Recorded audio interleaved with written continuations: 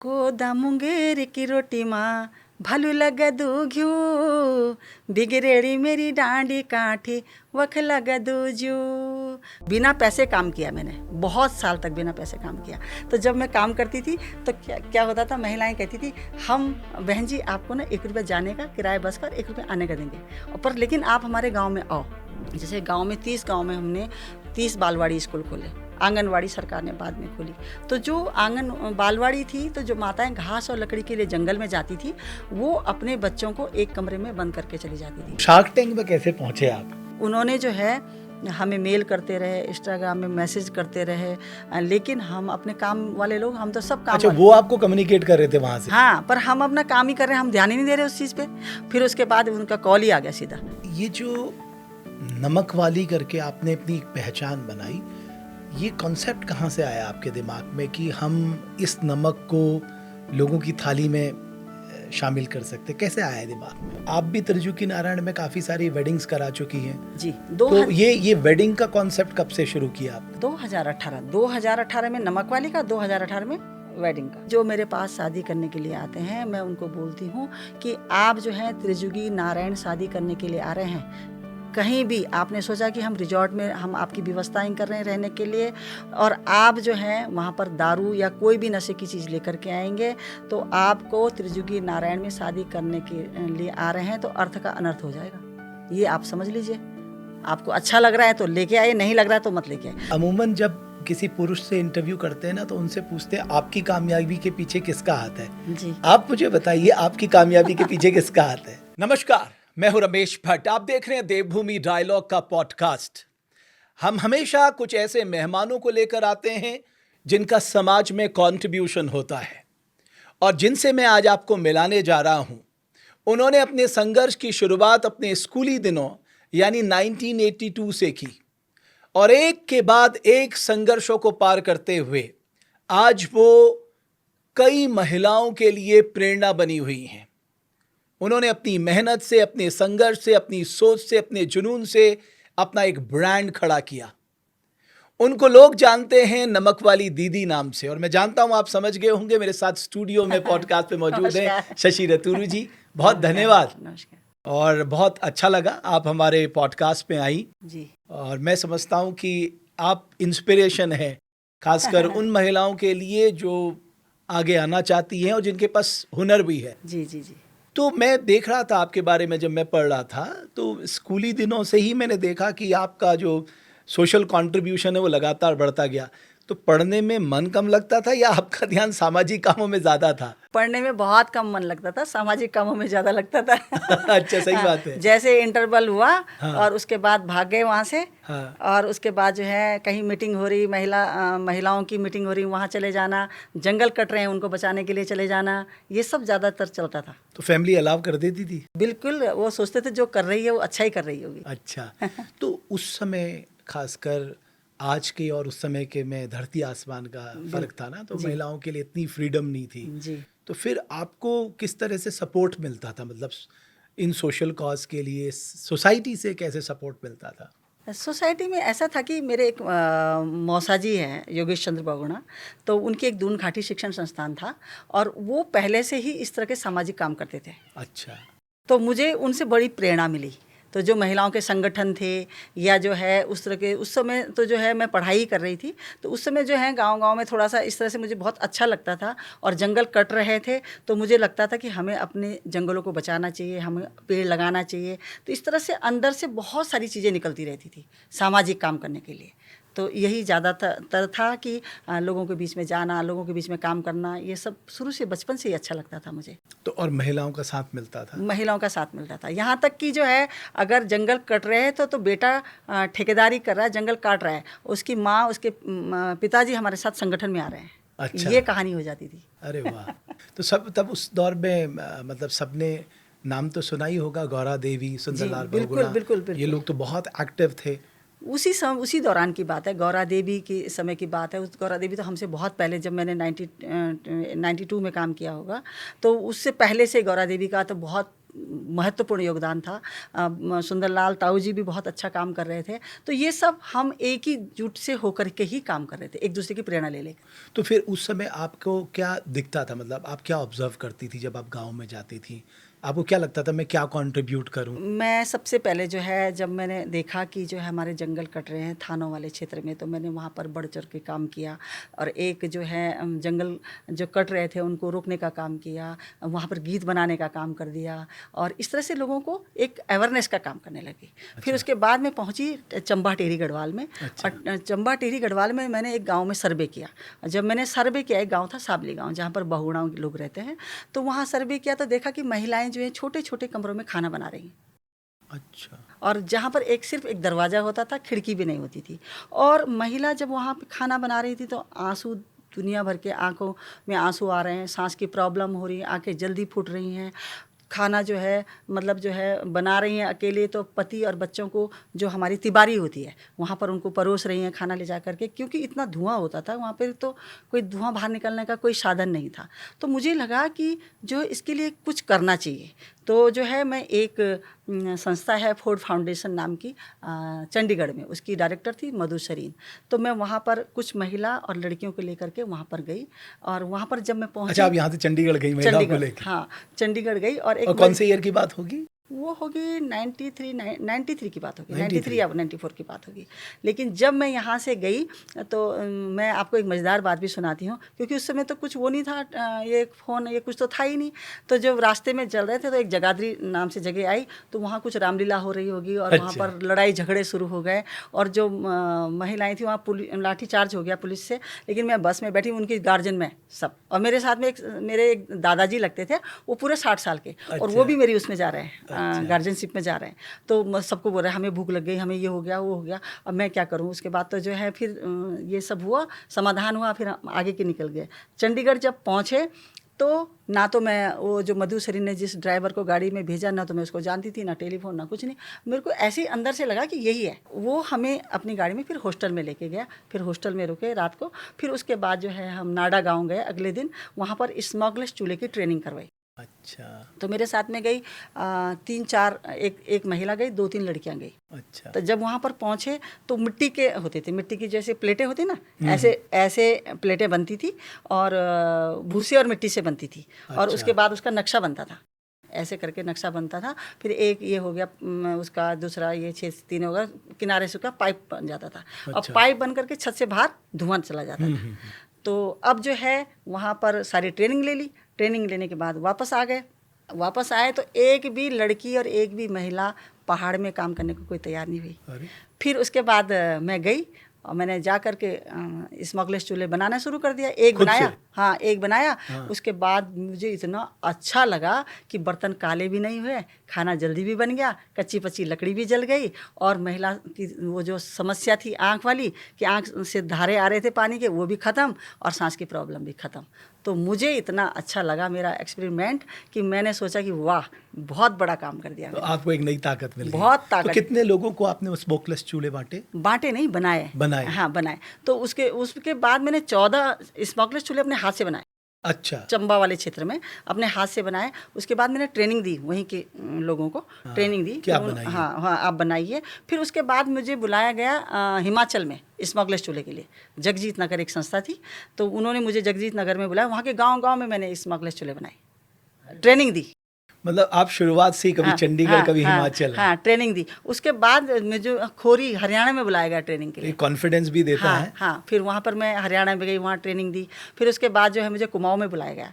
तो फिर जगह जगह जा करके मैंने स्मगलर्स चूल्हे ये तैयार किए, और मुझे बहुत अच्छा लगने लगा कि मैंने कुछ काम किया है। हाँ। फिर उसका परिवर्तन है ना उनके महिलाओं के जीवन में, जो धुएं से तमाम परेशानियां। उद्देश्य वही था कि महिलाओं के जीवन में कुछ परिवर्तन हो, उनकी समस्याओं का समाधान हो।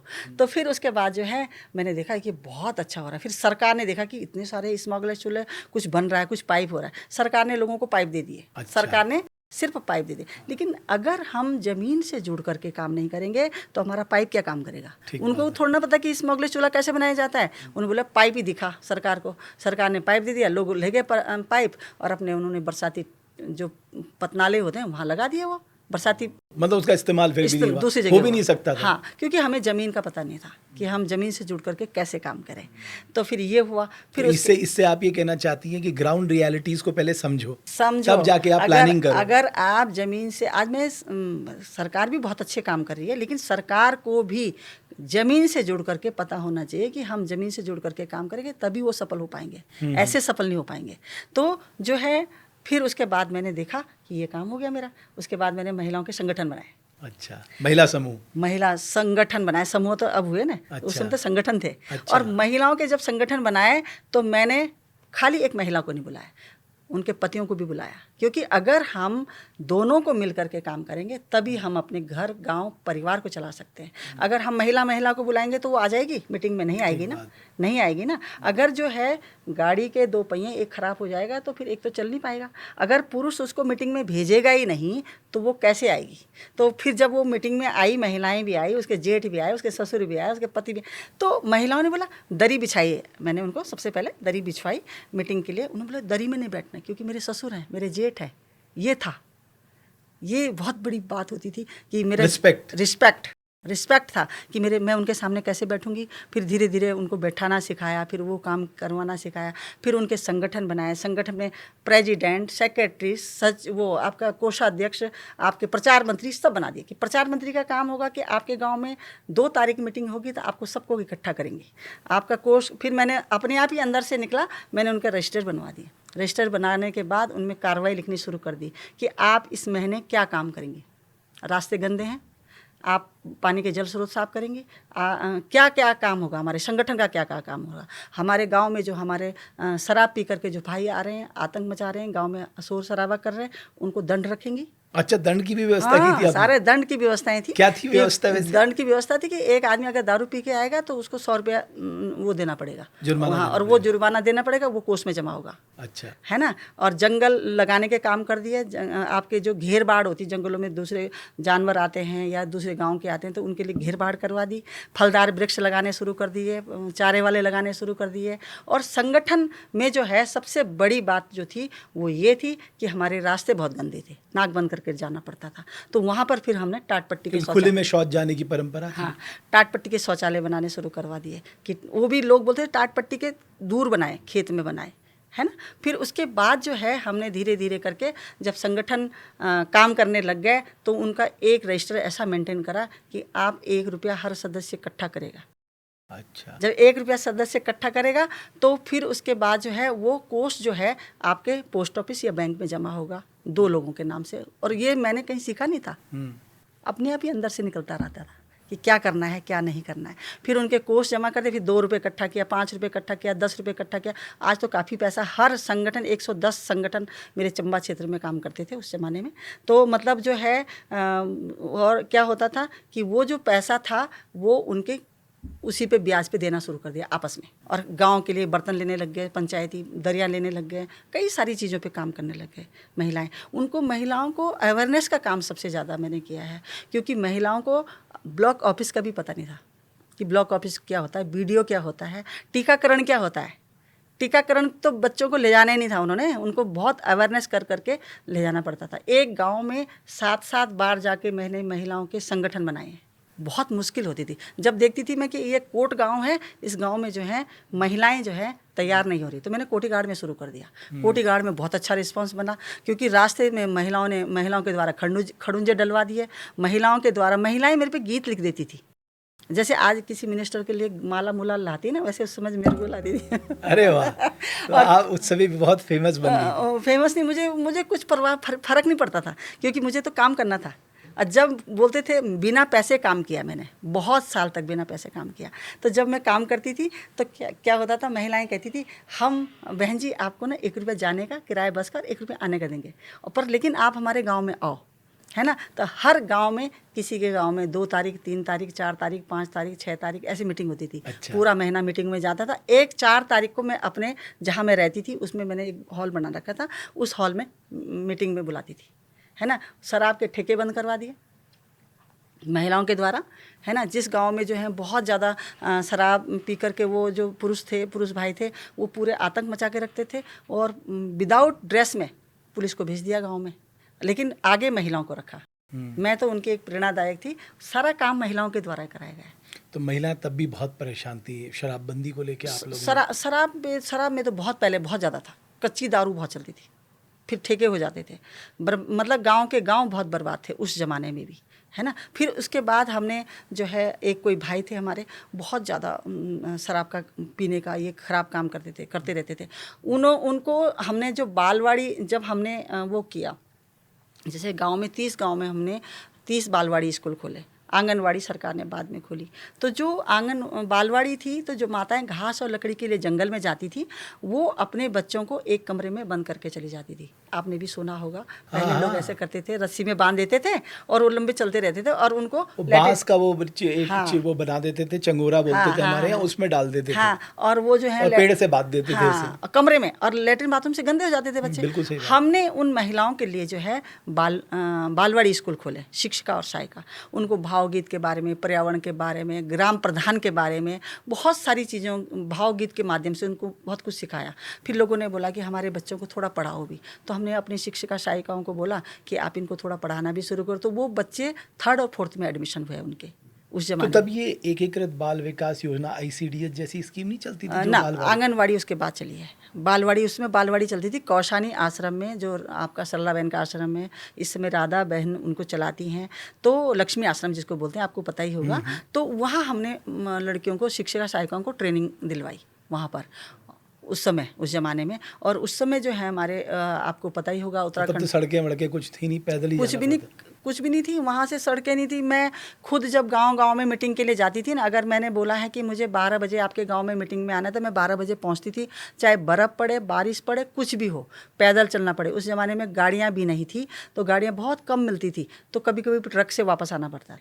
ट्रक में बैठ कर भी मैं आई हूँ, ट्रक में गई भी हूँ, और कभी पैदल भी घर आई हूँ उस ज़माने में। बहुत ज़्यादा पर लेकिन एक वो था, जैसे किसी को आप बताएंगे कि हम बोल रहे हैं कि एक नशा होता ना, दारू पीने वाले को नशा है, वो काम करने का नशा था, कि काम करना है, जाना है, लोगों के बीच में काम करना है। ये एक बहुत बड़ा वो था कि हमें जो है, अगर समाज में हमारे काम से कुछ परिवर्तन होता है, लोगों में कुछ अवेयरनेस होती है, लोगों में सुधार होता है, तो उस काम के पीछे एक वो था, बहुत जुनून था काम करने। तो उसका असर समाज में दिख रहा था, बहुत असर, इतना ज़्यादा असर कि अगर हमने शराब के ठेके बंद किए तो महिलाओं ने किए बंद, हम पीछे से थे, अवेयरनेस तो हमने किया उनको। लेकिन अगर महिलाएं मेरे घर के आगे रात भर पहरा देती थी कि इनको कोई नुकसान ना हो जाए। अच्छा, डर भी रहता था ना, उनको रहता था कि मतलब कुछ भी हो सकता है, क्योंकि इतना अच्छा काम कर रहे हैं, तो अच्छे काम करने वाले के तो कुछ ना कुछ होता। लेकिन वो बिल्कुल पहरेदार की तरह खड़ी रहती थी रात भर। अच्छा, ये बहुत बड़ी उपलब्धि थी, क्योंकि एक समाज में हम लोग क्या करते हैं, हमारे पास धन दौलत सब कुछ, लेकिन आदमी जोड़ना बहुत मुश्किल होता है। अगर कोई हमारे साथ में खड़ा है, वो बहुत बड़ी उपलब्धि होती है ना, क्योंकि हमारे साथ में जो जनता है वो बहुत बड़ा एक वो फिर मैंने देखा कि रामबांस से भी आप लोगों ने काफ़ी सारे प्रोडक्ट बनाने शुरू किए थे। हाँ, रामबांस से हमने जो है, सबसे पहले तो जो है, जैसे हमारा वही है बांसखेड़ा है, तो उसका जो है, उस समय तो RS टोलिया थे, उस समय तो हमें एक प्रोजेक्ट भी थोड़ा सा छोटा सा मिला था उसमें। अच्छा। तो मतलब जो पहले बहुत साल तक बिना पैसे काम करते रहे, मैं वहाँ तक बताऊँगी आपको। फिर धीरे धीरे करके जो है ना, सबसे पहले जो है छोटा सा एक, आपके जो हैं उत्तराखंड सेवा निधि का नाम सुना, गवर्नर BD पांडे जी थे, तो उनके बेटे ललित पांडे जी हैं। तो उनके कोई कर्मचारी हमारे यहाँ आए, उन्होंने देखा कि बहुत अच्छा विपिन और शशि ये जो हैं काम करते हैं, फील्ड में बहुत अच्छा काम कर रहे हैं। बहुत फॉरेनर भी सीखने के लिए आते थे, IAS PCS भी सीखने के लिए, ट्रेनिंग के लिए आते थे, तो काम अच्छा हो रहा था। तो क्या था कि जो है, उन्होंने बोला बहुत अच्छा काम हो रहा है, तो उन्होंने सबसे पहले हमें दिया 5,000 रुपये। अच्छा, 5,000 रुपये में हमने 4,500 का हमने गांव में काम किया, शौचालय बना दिया पक्के, 3 कट्टे सीमेंट के, लैट्रिन सीट पाइप और कुछ उनका श्रमदान। तो फिर उसके बाद उन्होंने मतलब वो 500 रुपये अपना वो मान दी, अपना पारितोषिक 500 रुपये रख दिया, उसका ऑडिट कराना शुरू कर दिया। और फिर उसके बाद 10,000 मिल गया। उसके बाद आगे काम करते रहे, थोड़ा थोड़ा मिलता रहा, थोड़ा, लेकिन वो समाज के लिए काम करते रहे। काम ऐसा था, माना आज हम काम करते हैं, काम करने में हमें 10 रुपये मिल रहा है, तो 10 रुपये हमें गांव तक पहुंचना चाहिए। अगर 9 रुपया गांव में पहुंचा तो 1 रुपया जो है आपका पारितोषिक होगा ना। अगर हम सारा इसमें यहाँ कर देंगे तो हम गांव तक क्या पहुंचाएंगे? ठीक बात। हमें तो फील्ड में देखना है, हमें लोगों के लिए काम करना है। तो हम लोगों के लिए तभी काम कर पाए और इतना अच्छा काम तभी कर पाए कि हम डायरेक्ट लोगों से जुड़े हुए थे और डायरेक्ट जितना होता था लोगों के लिए काम करते थे उस ज़माने में भी। तो पैसा तो होता नहीं था, बिना, मैं बता रही हूँ, बिना पैसे ही काम करते रहे। लेकिन जब होता भी था तो इस तरह से हम लोग काम करते थे। एक एक गाँव में हमने 50-50 शौचालय बनाए हैं। मोदी जी आज उन शौचालय की बात करते, बड़ा अच्छा लगता है कि हम तो तब करके छोड़ चुके हैं। शौचालय हैं, आपके कंपोस्ट पिट हैं, आपके जल स्रोत खत्म होते जा रहे थे, उन पर काम किया। जल स्रोतों के आसपास बांस के पेड़ लगाने शुरू कर दिए। खड़ुंजे गांव में जब जो है ब्लॉक से एक गांव में जो है प्रधान जी को दिया जाता था वर्क ऑर्डर, तो वो खाली ऐसे काट कूट के पेड़ वेड़ झाड़ी झूड़ी काट के बता देते थे ये काट दिया। हमने बोला वर्क ऑर्डर महिला अध्यक्ष के नाम से होगा इस बार। तो जो वर्क ऑर्डर महिला अध्यक्ष के नाम से मिला, सारा खड़ुंजा महिलाओं ने डलवाया। उसके बाद जो है 10,000 का जो था वो 28,000 का काम निकला जब जेई उसको नापने आया। 28,000 का। तब पर्यावरण मंत्री थे जुयाल जी, उन्होंने 1 लाख रुपया इनाम दिया, तब नर्सरी तैयार करवाई महिलाओं की। तो बहुत सारे इस तरह के काम थे। जैसे रामबांस है, रामबांस की आप बात कर रहे थे, तो रामबांस का जो हमारा रेशा है, उसको रेशा के लिए हमने महिलाओं को रोज़गार दिया। रोज़गार देने की प्रवृत्ति पहले से ही है कि लोगों महिलाओं को कुछ रोज़गार मिले, कुछ उनके लिए काम हो, उनकी आजीविका चले, उनकी कुछ कमाई हो। हाँ, कुछ कमाई चले। तो वो जो है ना, जैसे रामबांस था तो उसका रेशा निकाल करके महिलाओं से पहले नर्सरियाँ तैयार करवा दी, फिर उसका रेशा निकाला तो उनको लकड़ी की मशीन दी। पहले हमारे पास बिजली की ऐसी कुछ मशीन नहीं थी, हमने लकड़ी की मशीन टेक्निकल कारपेंटर से बनवाई और उनको लकड़ी की मशीन दे दी। गाँव में 25 रुपये किलो उनसे खरीदा कि आपको 25 रुपये किलो के हिसाब से आप लेंगे। फिर उसका जो है रंगाई करवा के उसके कारपेट बनवाने महिलाओं से ही, उनके वॉल हैंगिंग, उनकी टोपी, उनके पर्स, बहुत सारी चीज़ें बनाई। लेकिन उस ज़माने में सोशल मीडिया नहीं था, तो हम लोगों की जो मतलब हम सोचते थे महिलाएं स्वावलंबन बने। कैसे बनती? क्योंकि वो तो मार्केटिंग ही नहीं थी। अगर मार्केटिंग होती तो बहुत कुछ होता उस समय, बहुत काम किया हम लोगों ने भी। लेकिन सोशल मीडिया आज बहुत फ़ायदे की बात है। अगर माना सोशल मीडिया, तभी तो हमारा हर प्रोडक्ट बाहर जा रहा है, ऐसे तो नहीं जा रहा है। लेकिन उस समय भी अगर सोशल मीडिया होता तो हमारे सारे प्रोडक्ट, जो महिलाएं थी वो स्वावलंबन होती। हमने उनको 10 साल तक हमने सेंटर चलाए, कारपेट सिखाने का, सिलाई सेंटर का, बुनाई का, सब काम सिखाए। लेकिन नहीं कर पाए, आगे नहीं बढ़ पाए, वहीं तक रह गए। क्यों? कि मार्केटिंग नहीं थी। लेकिन आप आगे बढ़ती चली गई। हाँ, मैं तो बढ़ती चली गई। बट मैंने देखा कि कल्चर को लेके, जब मेरी आपसे पहली मुलाकात हुई थी तो उस समय आपने पेड़ लगाने को लेके एक गीत सुनाया था जी। तो मैं चाहता हूँ वो गीत से ही आप ज़रूर वो गीत हमें सुनाएं कि किस तरह से प्लांटेशन को लेके आपने कई ड्राइव चलाई। हाँ हाँ हाँ, तो वही गीत सुनाए, कुछ और भी सुना सकते हैं? कुछ भी सुनाइए, आपके पास तो भंडार है भाई। डाली झपन्याली बे की डाली होली, डाली झपन्याली बे अमुआ डाली होली, अमुआ तुम खैलिया पर पौठी ना मड़कैया, डाली झपन्याली बे की डाली होली। वाह, बहुत ही सुंदर। अब मैं आता हूँ कि ये जो नमक वाली करके आपने अपनी एक पहचान बनाई, ये कॉन्सेप्ट कहाँ से आया आपके दिमाग में कि हम इस नमक को लोगों की थाली में शामिल कर सकते? कैसे आया दिमाग में? जी, ऐसा है कि नमक का जो है, मैं, आपने बोला कि संगीत का भी मुझे शौक़ है। मैंने कहीं सीखा नहीं है, पर मैं थोड़ा गा लेती हूँ या मांगल भी कर लेती थी। तो मेरे पास मेरी पुरानी कार्यकर्ता, जो मेरी वो बालवाड़ी शिक्षिकाएं थी, अच्छा, वो कनेक्शन तो पहले से ही हाँ, था। हाँ, तो उनकी शादी देहरादून में हो गई। वो मेरे को ढूंढते ढूंढते फिर आ गई कि दीदी के पास जाना है। अच्छा। तो वो फिर जुड़ गई मेरे से। अब जुड़ी हैं तो उन्होंने बोला दीदी हम आपसे मांगल भी सीखेंगे और स्टेज प्रोग्राम करेंगे। जैसे मेरा स्टेज प्रोग्राम में रहता है कि मैं उनसे क्या करवाती हूँ, एक्ट करवाती हूँ। वो इतनी बड़ी अच्छी सिंगर तो नहीं है, लेकिन एक्ट करवाती हूँ मैं उनसे। तो जैसे एक्ट में जो होता है, आपका गांव है एक छोटा सा, और जो छोटा सा गांव है हमारा, उस गांव में क्या होता है, एक हलिया जो है, हल लगाने जब खेत में जाता है तो उसकी जो पत्नी है वो क्या लाती है उसके लिए, एक मंडवे की रोटी लाती है, ऊपर से प्याज लाती है, उसको फट फोड़ करके, और थोड़ा सा नमक लाती है और चाय लाती है।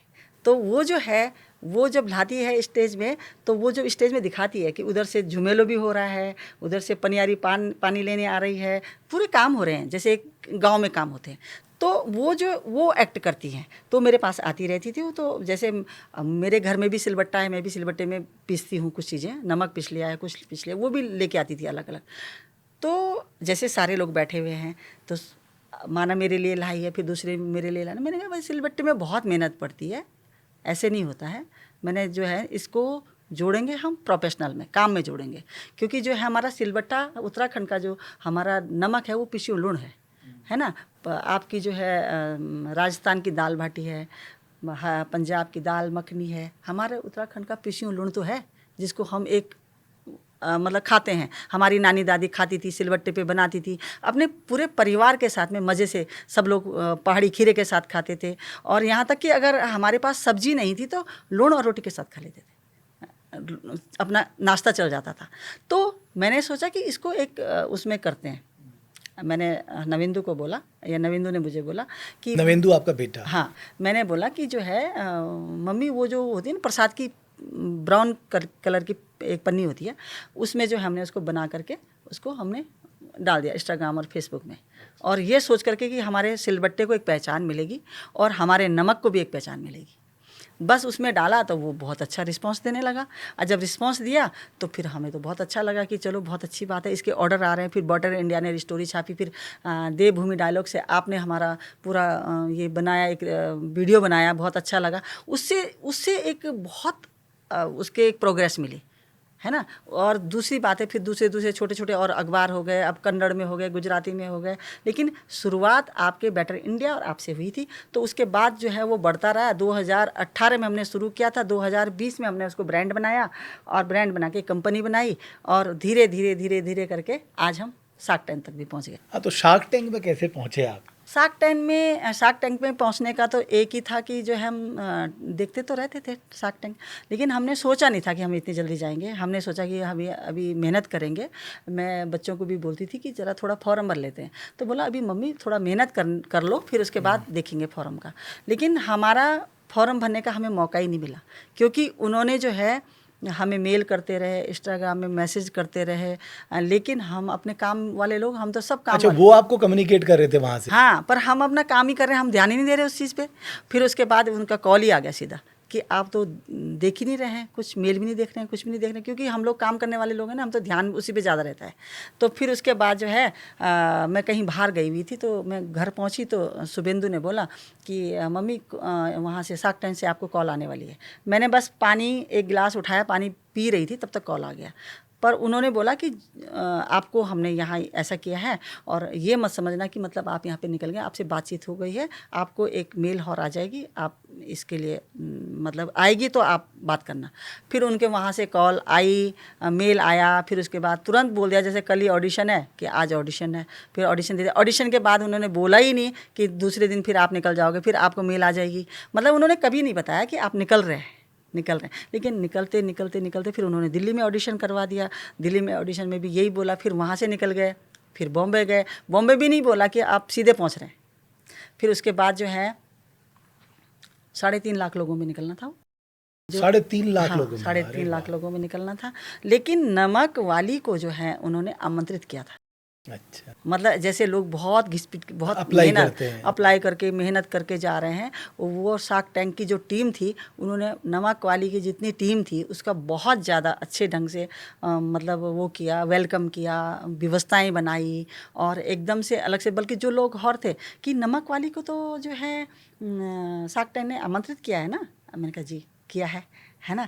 तो मतलब कोई हमें कहीं पर वहाँ पे दिक्कत नहीं हुई। जैसे ऑडिशन जब वहाँ पर प्रैक्टिस होने लगी, जैसे पहुँचे सीधे वो हॉल में प्रैक्टिस होने लगी। प्रैक्टिस में वो बोल रहे ये आपने बोलना, ये आपने बोलना। मैंने कहा आप ठीक है जो बोलना है, लेकिन आप जो बोल रहे हो वो मेरे सिर से ऊपर जा रही है, क्योंकि मैं तो बोलूँगी वही जो मैंने काम किया मैं तो वही बोलूँगी ना।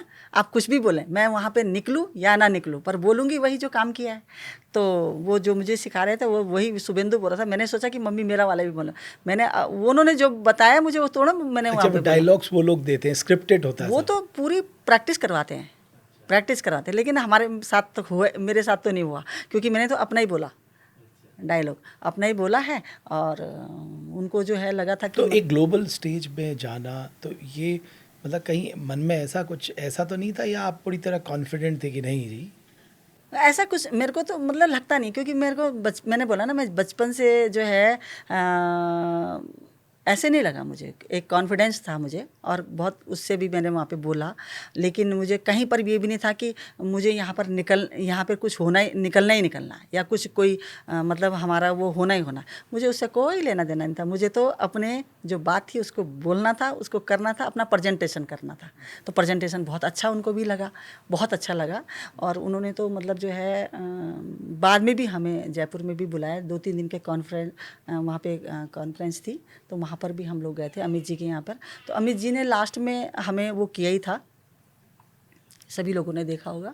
तो आपको एक मिनिमम अमाउंट के लिए उन्होंने ऑफर किया? हाँ, उन्होंने वो किया था। उस समय हमारी जो मतलब टर्नओवर था थोड़ा कम था। अच्छा। अब उसके बाद शार्क टैंक के बाद आने से के बाद तो हमारा काफ़ी बड़ा है, आपका टर्नओवर बढ़ा? बहुत बड़ा है। तो आपके लोग भी बढ़ गए होंगे? लोग भी बढ़ गए हैं हमारे। कितने लोग काम करते हैं आपके साथ?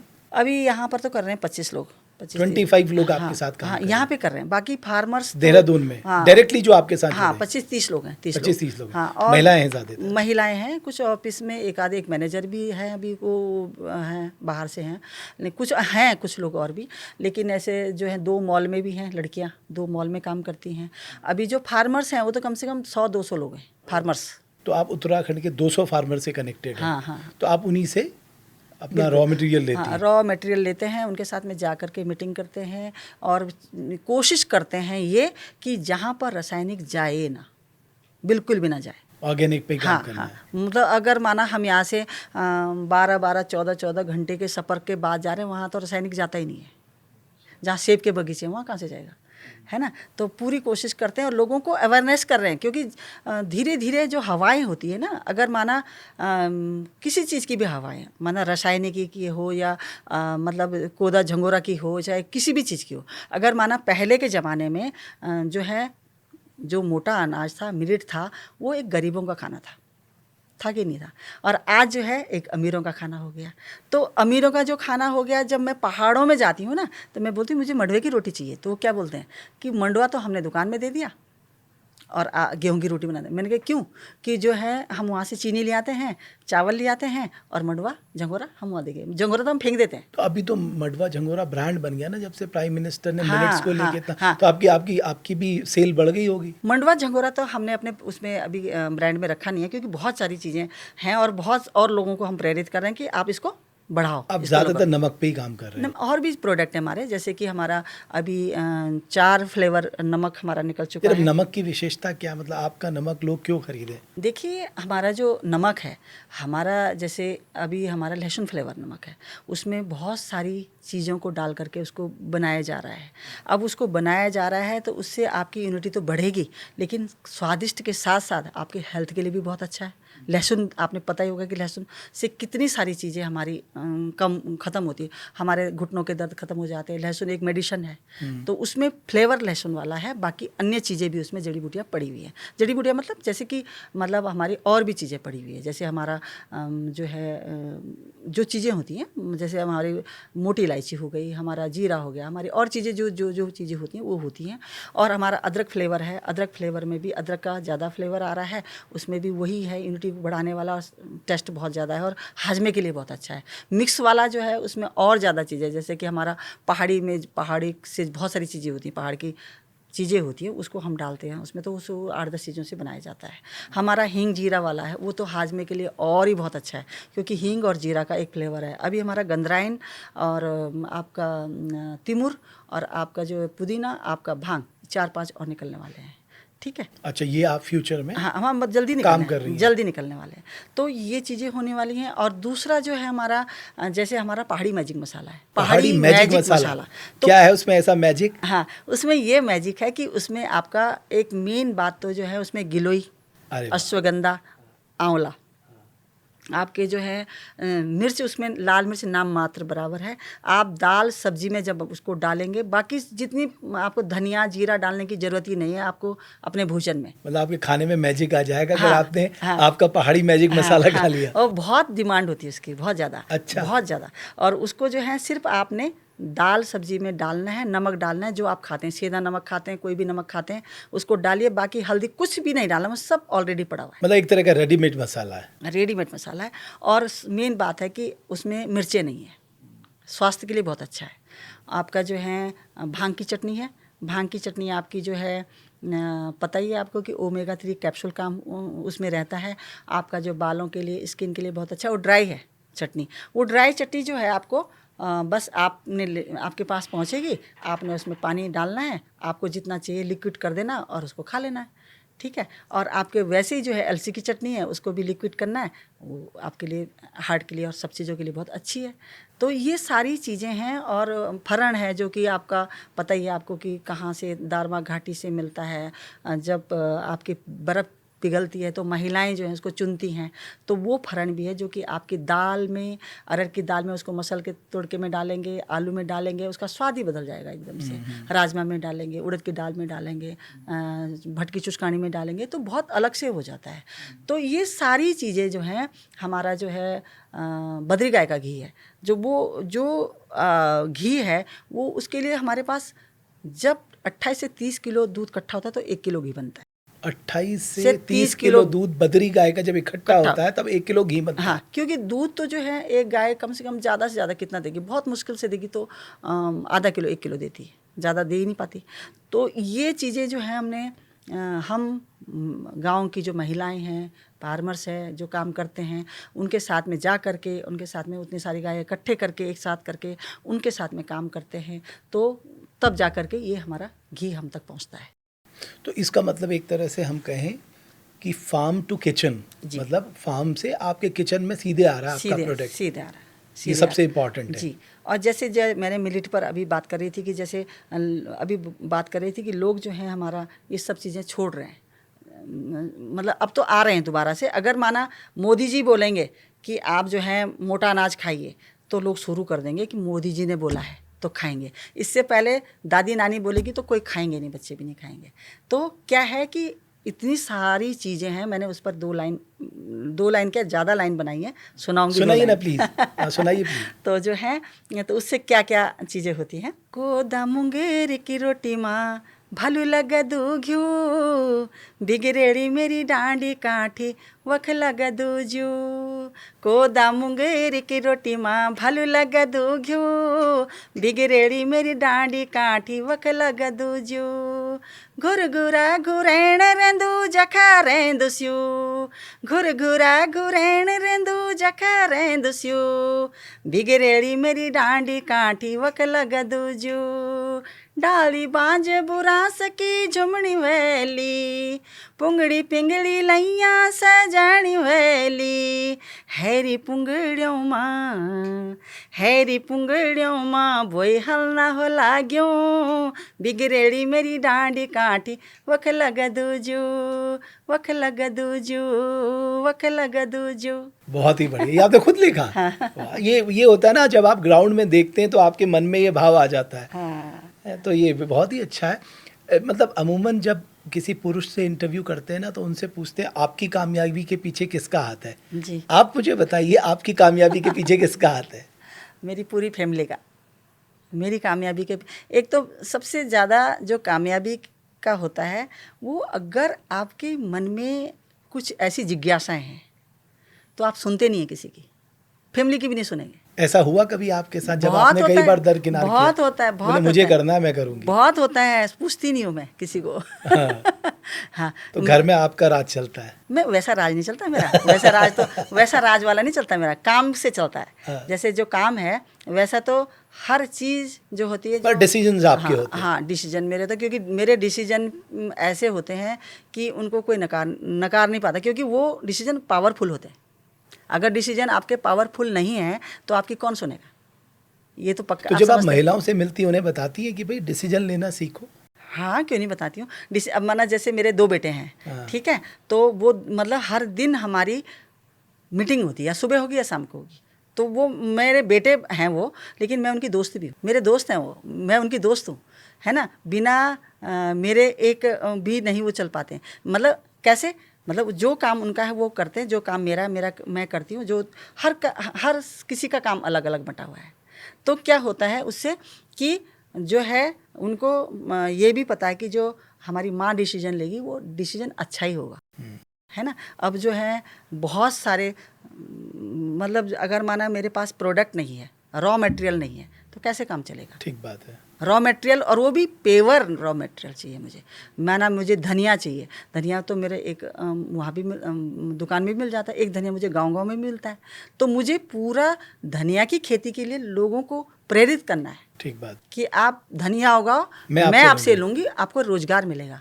अभी मेरा मुंशियारी में पता नहीं कितनी जगह मुंशियारी में मैंने लहसुन लगवा दी है। तो मुंशियारी से लहसुन मंगा रही हैं? हाँ, तो लहसुन मंगा रही हूँ, तो लेकिन उन महिलाओं को रोज़गार मिल रहा है ना। अब मैं जाऊँगी, मिलूँगी, काम करूँगी, तो क्या होगा कि जो है उनको लगेगा हमारा माना कोई भी बैकवर्ड से बैकवर्ड गांव है, और बैकवर्ड गांव में कोई जाता नहीं है, उनके प्रोडक्ट कोई लेता नहीं है। अगर माना मैं उनसे लूँगी तो मुझे एक अच्छी चीज़ मिलेगी ना। और लेकिन साथ साथ ये भी होता है कि आप जो प्रोडक्ट बनाएंगे, तैयार करेंगे, वो पेवर होना चाहिए। आप इसमें ये तो नहीं पड़ता, मैं एक राजमा की दाल लेती हूँ तो मैं पहले पूछ लेती हूँ कि इसमें आप क्या डाल रहे हो, अगर ये क्यों डाल रहे हो।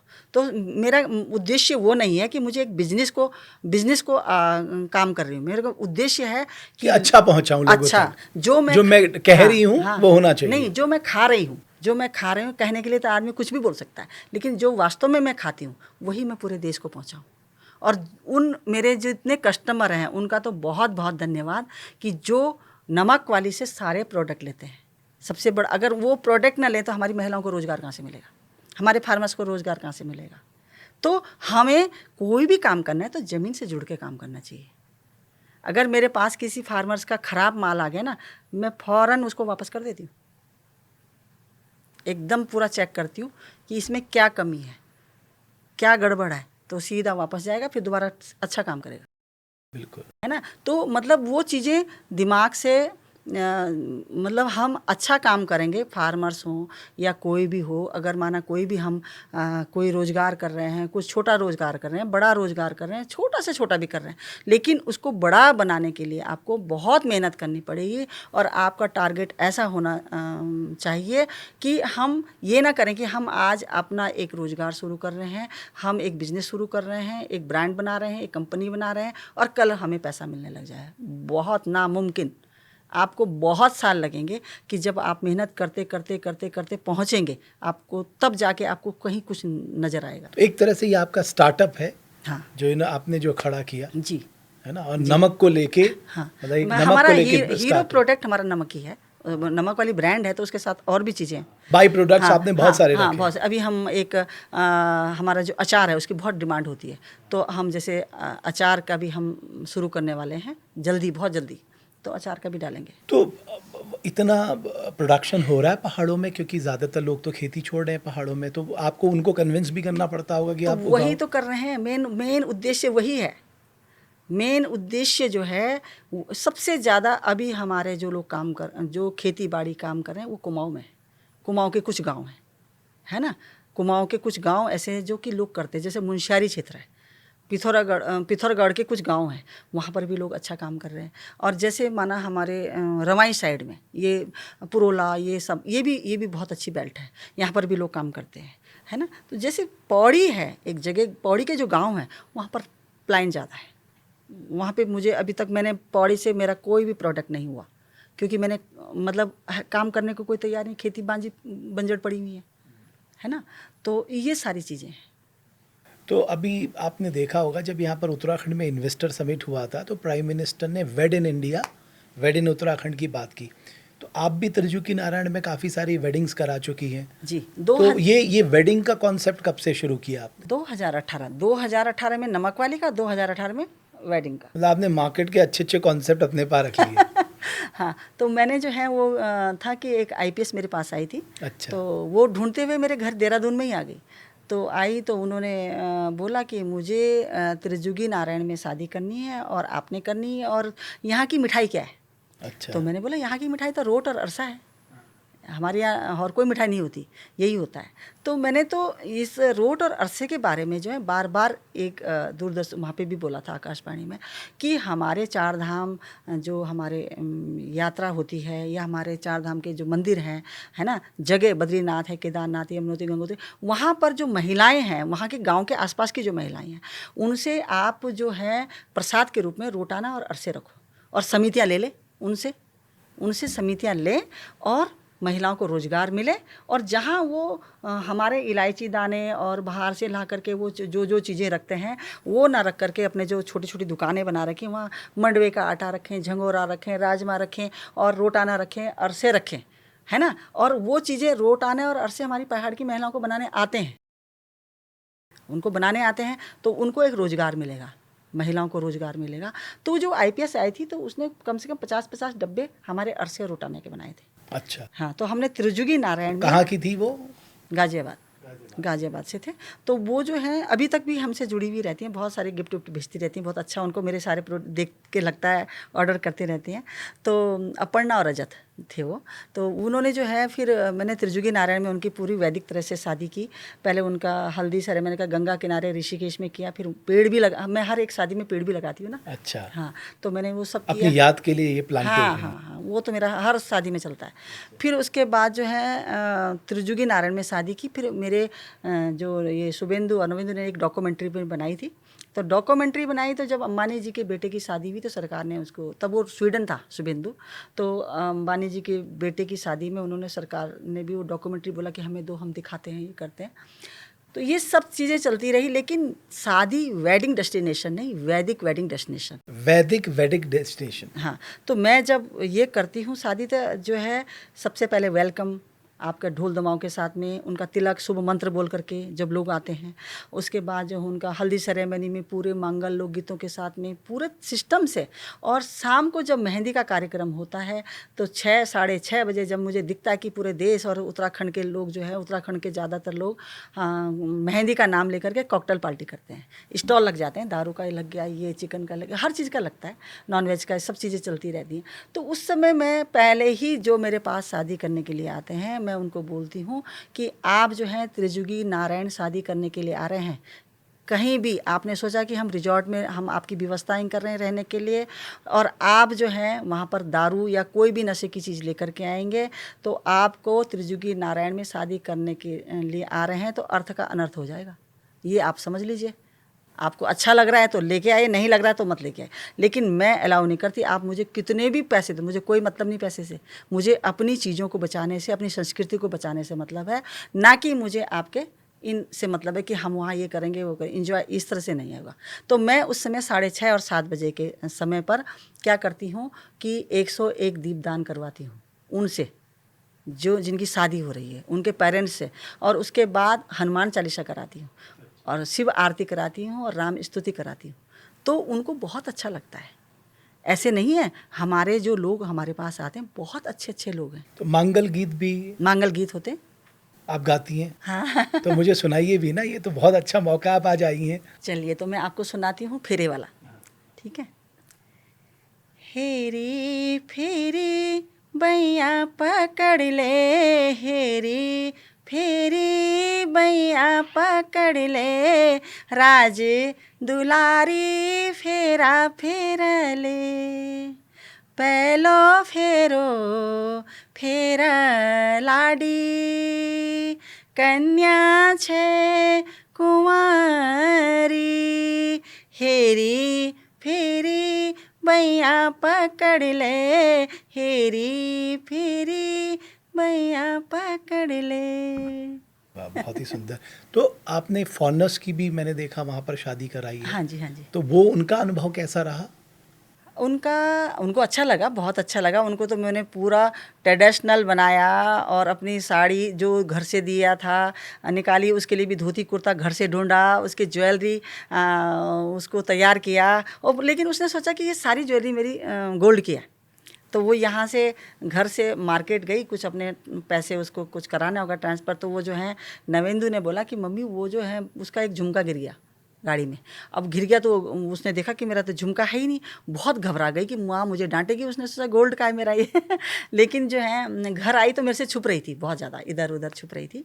तो फिर लास्ट में मैंने बोला भाई गोल्ड का नहीं था, मत घबराओ इतना ज़्यादा, इतना गोल्ड का थोड़ा ना बनाती मैं आपके लिए, है ना, यहाँ तो सब आर्टिफिशियल चलता है अच्छा। तो बहुत अच्छा उनको लगा, बहुत ही अच्छा रहा।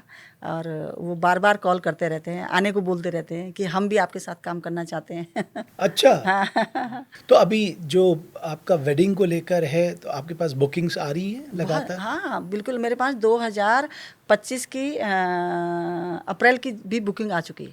2025 अप्रैल की भी बुकिंग आपके हाँ पास हाँ है? हाँ। अभी मैं 14 नवंबर से चली जाऊंगी, 5-6 शादी एक साथ करके आऊंगी। अच्छा, ये तो बहुत अच्छा है कि आप एक कुमाऊं से हैं, आपके जो हैं बॉम्बे से हैं, आपके जो हैं बेंगलोर से, अलग अलग जगह से हैं सारे लोग ज़्यादातर बाहर के हैं। तो आप साइमल्टेनियसली मतलब एक साथ वेडिंग डेस्टिनेशन, वैदिक वेडिंग डेस्टिनेशन पे भी काम कर रही है और साथ ही नमक वाली पे भी काम कर रही है। बिल्कुल। आगे के प्लान क्या है, मतलब आगे आपने किस तरह से इसे बढ़ाने की सोची है? नमक वाली का तो जो है हमारा अभी पूरा प्लान है इंटरनेशनल, अच्छा। जल्दी होने वाला है, जल्दी करेंगे उसको। और हमारे जो कियोस हैं उनको हम अभी चाह रहे हैं कि मतलब हमारे यहाँ बॉम्बे में है, बेंगलोर में है, दिल्ली में, कोशिश कर रहे हैं कि यहाँ पर भी हो जाए, मिल जाए आपको, हाँ, जगह मिल जाए, हाँ, जगह मिल तभी जाए। आप अपने प्रोडक्ट को वहाँ जी पर दे सकें। जी। और मतलब वही है कि जैसे वैदिक वेडिंग डेस्टिनेशन है, उसके लिए भी हमारी ये प्लानिंग है कि जो भी मतलब हम लोग तो वैदिक वेडिंग डेस्टिनेशन कर रहे हैं और हम चाहते हैं कि अगर माना मतलब वेडिंग डेस्टिनेशन के लिए बहुत लोग खड़े होते हैं, बहुत लोग काम करते हैं, लेकिन तरीके से करें। अगर त्रिजुगी नारायण में हम इस तरह की शादियां करने लग जाएंगे कि कोई दारू पी के आ रहा है, कॉकटेल पार्टी कर रहा है, तो बट वो तो वैसे ही सोच सकते हैं कि तो भाई वहाँ तो जो हमारे यहाँ कहा जाए कि शिव पार्वती के विवाह की पौराणिक स्थली है, इतनी पवित्र स्थली है, वहाँ तो आप बहुत ही पवित्र मन से जाके विवाह कर सकते हैं, विवाह और कर इतना बड़ा संस्कार आपका हो रहा है। जी। तो लेकिन अगर ऐसा सोच के कर रहे हैं तो मैं तो खैर ये बोलती हूँ कि जिसको जरा भी ये करना है तो आप जो है अपने जहाँ रहते हैं वहीं करिए, हमें कोई मतलब नहीं उस चीज़ से। हम उससे बहुत ऐसा थोड़े, हमने तो त्रिजुगी नारायण में जो वैदिक वेडिंग डेस्टिनेशन किया है ना, अपनी जेब से पैसा लगाया है, तब किया है, हमने उससे पैसा नहीं कमाया। और ये सोच के करते भी नहीं है वहाँ पर, क्योंकि हम चाहते हैं जो हमारे कलाकार हैं उनको मिल जाए, हमारा वाद्य यंत्र है उसको मिल जाए। और एक खास बात कि हमारे जो है, जो हम शादी वहाँ पर कर रहे हैं, जहाँ पर उनके फंक्शन होते हैं, हल्दी सेरेमनी के बाद पत्तल में बिठा के दाल भात खिलाते हैं, क्योंकि हमारा वैदिक तरीका जो है, और हमारा पत्तल वाले को रोजगार मिलेगा। वही मैं कह रहा हूँ, एक लोकल इकोनॉमी हाँ, जनरेट हाँ, होती है ना। हाँ। तो कितना, जैसे आप एक वेडिंग कराती हैं वहाँ पर, तो कितने लोगों को रोजगार मिलता है, जरा मुझे बताइए, एक एक मैं समझना चाहता हूँ। जी। देखिए, एक तो सबसे पहले जो हमारा मांगल लोकगीत करते हैं महिलाएं, लड़कियां करती हैं, महिलाएं करती हैं, उनको रोज़गार मिला है। हमारा म्यूजिशियन को रोज़गार मिल रहा है। हमारा वाद्य यंत्र जो ढोल दमाऊ मसक बीन, उसको रोज़गार मिल रहा है। आपका रिजॉर्ट जो जिसका है उसको रोज़गार मिल रहा है। आपका जो है जो वहाँ पर खाना बना रहा है उसको रोज़गार मिला है। हमारा अगर हमारा ये रसोईया का जो खाना हम बोल रहे हैं, पत्तल, उस पत्तल वाले को रोज़गार मिलेगा। पत्तल वाले का मैं पत्तल बनाने वाले का एक है जो पत्तल बना रहा है। तो जब हम सारे लोग पत्तल, उससे मालू के पत्तल खरीदेंगे तभी तो पत्तल बनाएगा वो। और दूसरा, वो हमारा रसोईया जो है वो ख़त्म हो गया, जो बड्डू की दाल और भात बनाता है, उसको रोज़गार मिलेगा। तो एक टाइम हम हल्दी सेरेमनी के बाद पत्तल वाला बिठा के खिलाने का। और जब आप ट्रैवल करते हैं तो टैक्सी वाले को भी रोजगार वो मिल जो रहा है। ट्रैवल वाला, उसको जो है आपका हरिद्वार से, जो वहाँ बाहर से आ रहा है, उसको हरिद्वार से फूल वाले को रोजगार मिल रहा है। फूल वाले को रोजगार मिल रहा है। बहुत सारे लोगों को रोजगार मिलता है। हमारे जो त्रिजुगी नारायण के जो हमारे पंडित जी हैं, हमारे पुरोहित हैं, वहाँ पूरी समिति को रोजगार मिल रहा है, पंडितों को रोजगार मिल रहा है। हमारा अखंड धुनी जल रही है वहाँ पर। अखंड धुनी जलने में आपको सतयुग से चल रही है, जब से शिव और पार्वती की शादी हुई है। तो उस गांव में एक आदमी की ड्यूटी लगती है। जब इतनी बड़ी बर्फ़ पड़ती है, इतनी मोटी बारिश होती है, फिर वो जाकर के वहाँ से जब लकड़ी लाता है, वो लकड़ी भी विशेष लकड़ी होती है, उस लकड़ी को अखंड धुनी में जलाया जाता है। तो क्या होता है, इतना देखिए आपकी जो है कितना उसको रोजगार मिल रहा है ना। जो आपका जो है, जब मैं वहाँ पर बोलती हूँ कि जो पंडित जी हैं, मैं ज़्यादातर कोशिश करती हूँ कि जो हमारे पुरोहित हैं, उनको, जो हमारे लोग वेडिंग करने के लिए आए, उनको कुछ ज़्यादा मिले, कैसे मिले कि जैसे मैं बोलती हूँ कि आप जो है माता पार्वती के लिए आप वो लाएंगे, साड़ी लाएंगे, तो या मैं सोचती हूँ कि आजकल ठंडा है तो मैंने सबको बोल दिया आप शॉल ला सकते हैं, स्वेटर ला सकते हैं, पंडित जी के लिए सब अलाउ है, क्योंकि धोती तो बहुत ठंडा हो जाता है ना। तो मैं चाहती हूँ कि हमारे पुरोहितों को अच्छा कुछ मिले, अच्छा मिले, और जो है उनको एक रोज़गार मिलता रहे, एक काम होता रहे, वहाँ का जो जो पैसा है वो समय वहाँ पूरे लोगों को बढ़ता है, एक को नहीं बढ़ता। और आपको पता ही होगा कि जो त्रिजुगी नारायण में जब शिव और पार्वती की शादी हुई थी तो ब्रह्मा जी ने 7 कुंड बनाए थे देवताओं को स्नान करने के लिए, तो उसमें से एक कुंड विष्णु कुंड है। अच्छा। तो वो विष्णु कुंड जो है आपका जो है उससे शिव पुराण में भी लिखा है, और उससे जो है आपकी कैंसर जैसी बीमारियां ठीक होती हैं उस जल को पीने से, आपकी पेट की बीमारियां ठीक होती हैं। विष्णु जल है जहाँ पर आचमनी ली जाती है, फिर दूल्हा दुल्हन सब लोग फेरे के लिए जाते हैं वहाँ पे। चलिए, मुझे बड़ा अच्छा लगा। आप जी। शशि जी एक इंस्पिरेशन है, जी। प्रेरणा है बहुत सारे लोगों के लिए, खासकर महिलाओं के लिए। आपने अपने संघर्ष से अपना एक मुकाम हासिल किया है, और जो आत्मविश्वास आपने दिखाया, मैं चाहता हूँ उत्तराखंड की और महिलाएं भी ऐसा ही आत्मविश्वास दिखाएं। हम उद्यमिता की ओर आगे बढ़ें, हम छोटी मोटी नौकरी के पीछे ना भागें। जी। अगर हम छोटे छोटे स्टार्टअप करें, उद्यमिता करें, हमारे पास संभावनाओं का संसार खड़ा है। जी जी तो मुझे बड़ा अच्छा लगा। लेकिन जाते जाते मैं आपसे वो जो मांगल गीत होता है ना, जो शुरुआत में हम लोग गाते हैं, हाँ। वो मैं ज़रूर सुनना चाहता हूँ आपसे। हाँ, थोड़ा सा मैं वो भी, जैसे मैंने नमक वाली में बोला था कि वो जो है ना जो हमारे प्रोडक्ट हैं, हाँ। वो जो आपने उस प्रोडक्ट में जो पेंटिंग देखी होगी, आपने जो डिजाइन देखी हाँ, वो डिज़ाइन बड़ा खूबसूरत है। वो हाँ, किसने बनाया? वो मेरे हस्बैंड बनाते हैं। अरे जितने वाह! भी प्रोडक्ट हैं मतलब बैक ऑफ द चैनल आपके पतिदेव ने पूरा संभाल वो लगा। टेक्सटाइल डिजाइनर थे ना वो। अच्छा, वो आप आपको फ़ायदा मिल रहा है वो उसका। फ़ायदा मिल रहा है क्योंकि वो जो है एक ज़माने में जो है बॉम्बे में थे, जहाँ पिक्चर बनती थी वहाँ एडिटिंग करते थे। अच्छा। तो उनको माहौल ज़्यादा अच्छा नहीं लगा तो छोड़ दिया, फिर टेक्सटाइल गुजरात आ गए। फिर हम दोनों ने जब 86 में हमारी शादी हुई तो उसके बाद उन्होंने बोला मैं तो वहाँ बाहर, तो मेरे को तो ये जैसे सामाजिक काम करना तो एक मेरा प्राण था, तो मैंने बोला आप ही इधर आ जाइए। अच्छा। तो फिर दोनों ने मिलकर हमने संस्था चलाई, काम किया, इतना गांव-गांव में लोगों के साथ में मिल करके काम किया। तो मैं फील्ड संभालती थी, वो इधर का ऑफिस का संभालते थे, कभी फील्ड में मतलब मिल करके काम किया। तो फिर क्या था मतलब कि बैक ऑफ द वो आपका बहुत सपोर्ट आपका उनका रहता है। हाँ, तो जैसे वो महिला समाख्या था, तो 89 में महिला समाख्या जब अनिल बोडिया शिक्षा सचिव थे तो मुझे ही कॉल लेटर आया और मैं ही वहाँ पर दिल्ली में मीटिंग में गई थी।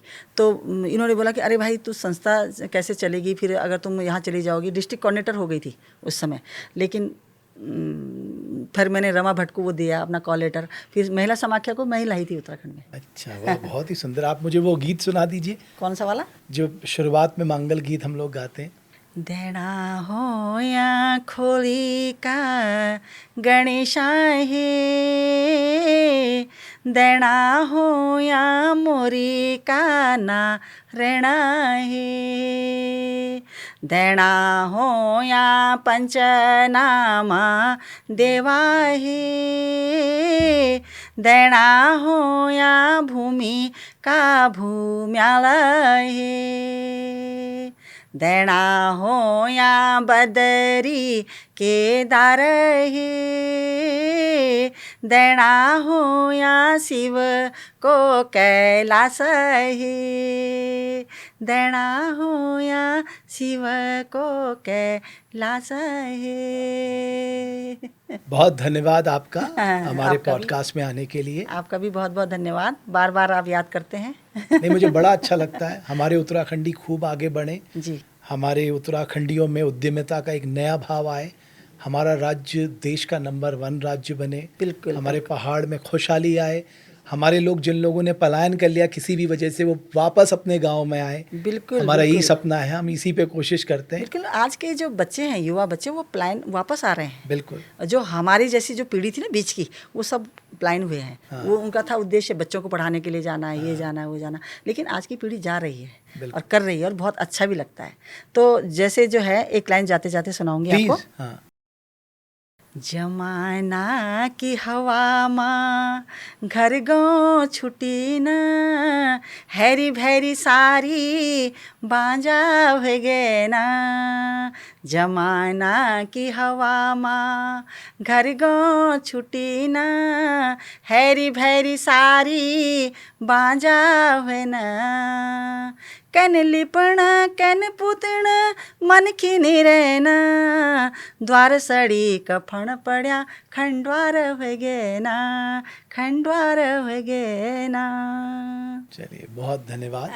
और आप बहुत कामयाबी पे आगे बढ़ें। आपका जो ये प्रोडक्ट है जी वो, जैसा कि आपने कहा, आप इंटरनेशनल जाना चाहती हैं, जी वो अंतर्राष्ट्रीय लोगों को भी इसका स्वाद आए, वही शुभकामनाएं हैं। बहुत धन्यवाद आपका। शशि रतूरी जी ने अपने संघर्ष से, अपने जुनून से एक मुकाम हासिल किया। उन्होंने अपने स्टार्टअप को एक नई पहचान दिलाई। त्रिजुकी नारायण में वैदिक वेडिंग को लेकर उन्होंने शुरुआत की। ये कुछ ऐसे काम हैं जिससे हम प्रेरणा ले सकते हैं, और हर उत्तराखंडी में ये हुनर है। बशर्त है हमें उस हुनर को आगे लाना है और अपने उत्तराखंड को आगे ले जाना है। जब तक हम सब मिलकर एकजुट एकमुठ होकर अपने राज्य के लिए काम नहीं करेंगे, तब तक हम अपने राज्य को नंबर 1 नहीं बना सकते। और मुझे लगता है अगर हम सब मिलकर काम करेंगे तो ये जो संकल्प है ना हमारा अपने राज्य को आगे ले जाने का, उसे पाने से हमें कोई नहीं रोक सकता। बहुत धन्यवाद हमारे इस खास पॉडकास्ट को देखने के लिए।